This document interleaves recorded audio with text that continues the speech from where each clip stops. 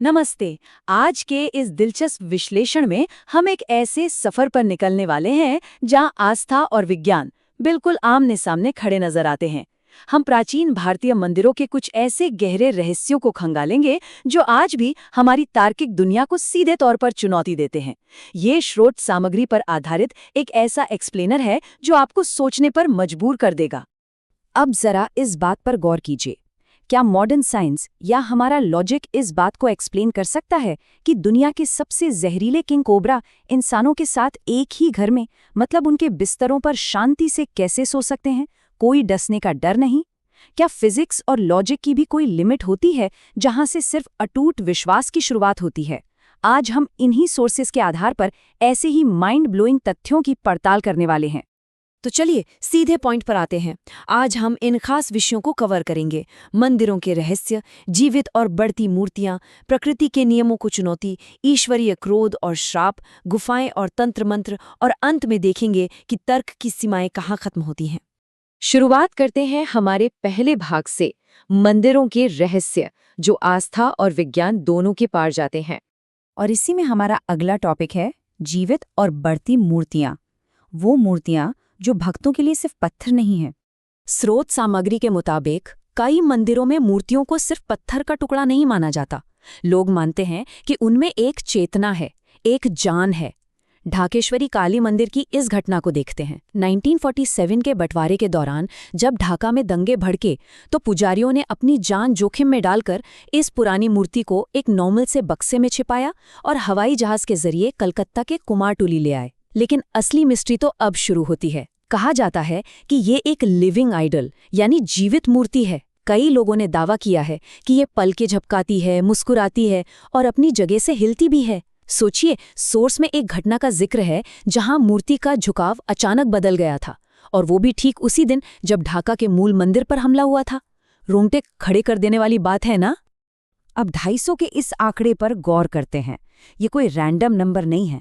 महाराष्ट्र के सतारा जिले में स्थित डोलिया गणपति मंदिर की पूरी मिस्ट्री इसी के इर्द गिर्द घूमती है।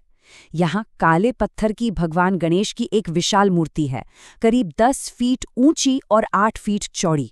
और दावा ये है कि पिछले 250 सालों से ये मूर्ति लगातार अपने आकार में बढ़ रही है।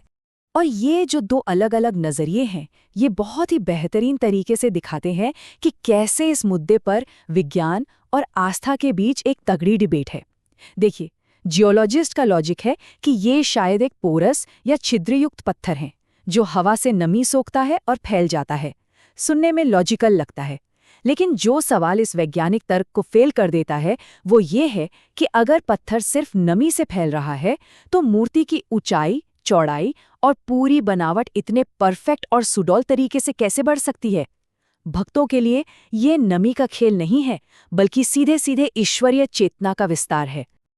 चलिए आगे बढ़ते हैं हमारे अगले विषय की ओर, प्रकृति के नियमों को चुनौती, जहां हम पानी के अनोखे रहस्यों और कोबरा सांपों के बारे में बात करेंगे।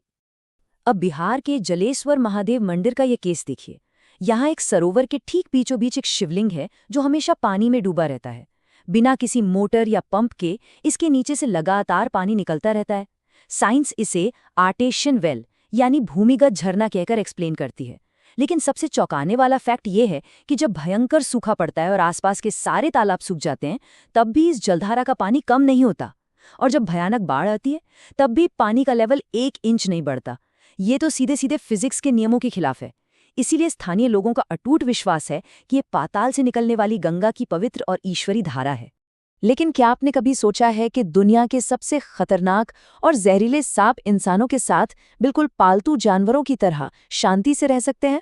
महाराष्ट्र के शेतपाल गांव की कहानी कुछ ऐसी ही है, जो हमारी सोच को पूरी तरह से पलट कर रख देती है। ये 0 सिर्फ एक नंबर नहीं, बल्कि एक बहुत बड़ा चमत्कार है। शेतपाल गांव के हर घर में किंग कोबरा के रहने के लिए एक खास देवस्थान बनाया जाता है। सांप बच्चों के साथ खेलते हैं, उनके बिस्तरों पर सोते हैं। लेकिन आज तक इस गांव में सांप के काटने से मौत का आंकड़ा बिल्कुल शून्य है, 0।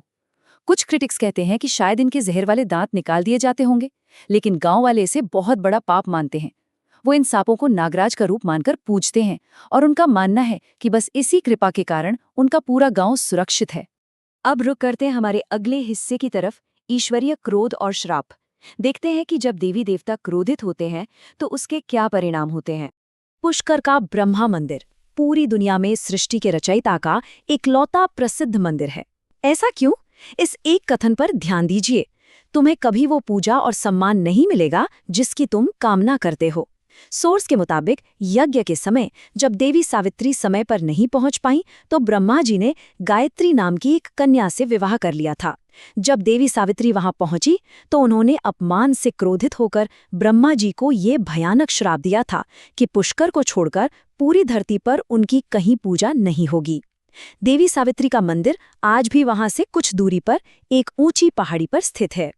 चलिए अब सीधा केरल के कोडुंगलूर भगवती मंदिर चलते हैं।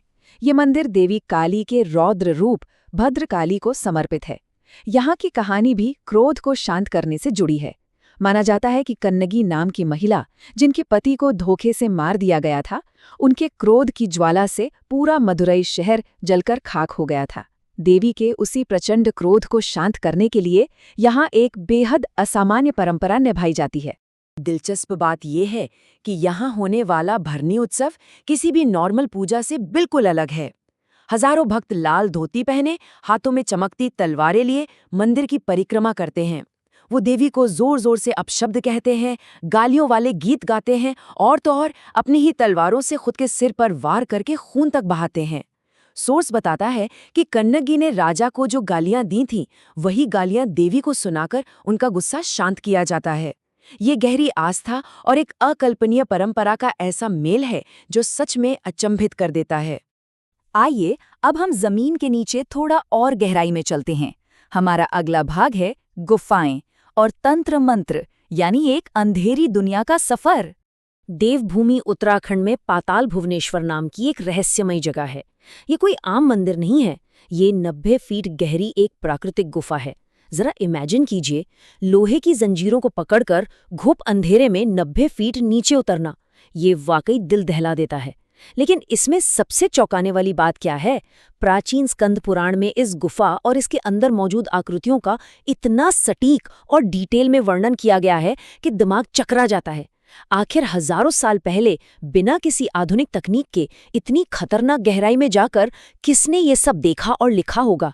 जियोलॉजिस्ट कहते हैं कि ये सब चूना पत्थर की चट्टानों पर पानी टपकने से बने स्टैलेक्टाइट और स्टैलेग्माइट हैं।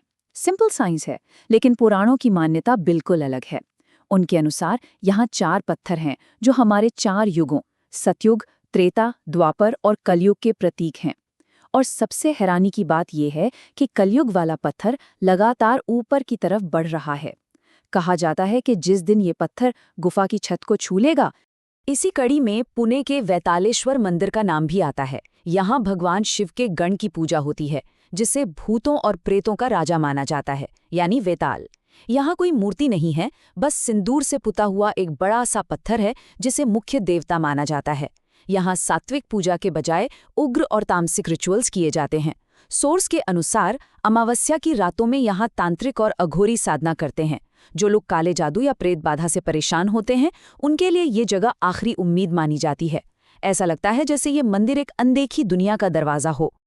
और इसी के साथ हम अपने आखिरी हिस्से पर आ गए हैं, तर्क की सीमाएं, वो पॉइंट जहां लॉजिक काम करना बंद कर देता है। तो आज के इस पूरे एक्सप्लेनर का क्रक्स क्या है? हमने जो कुछ भी देखा, चाहे वो जीवन प्रदर्शित करती मूर्तियां हों, फिजिक्स के नियमों को धत्ता बताता जल स्रोत हो, इंसानों के साथ मजे से रहने वाले घातक सांप हों, या फिर जमीन की इतनी गहराई का सटीक वर्णन करने वाले हमारे प्राचीन ग्रंथ हों, ये सब कहीं ना कहीं मॉडर्न साइंस और हमारे तार्किक अनुमानों को एक बहुत बड़ी चुनौती देते हैं। ये ऐसे तथ्य हैं जिन्हें केवल एक नजरिए से नहीं समझा जा सकता।